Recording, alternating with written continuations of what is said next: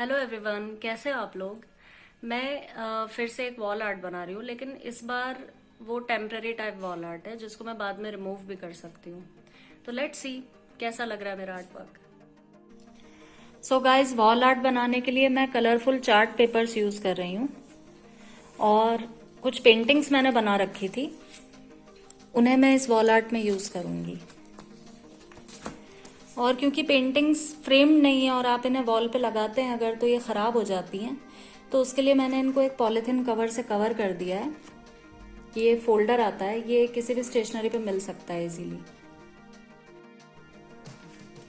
इस पेंटिंग को मुझे टेम्पररीली वॉल पे लगाना है, परमानेंटली नहीं लगाना है, तो मैं टेप का यूज़ कर रही हूँ ताकि मैं इसे कभी भी हटा सकूँ। और इस तरह से टेप को रोल करके चारों कॉर्नर्स पे लगा देंगे।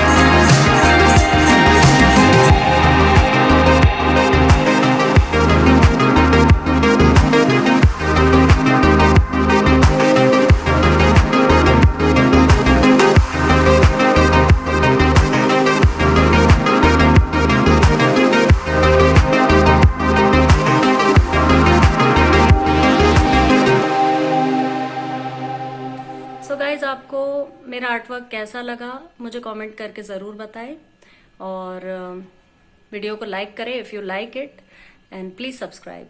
बाय।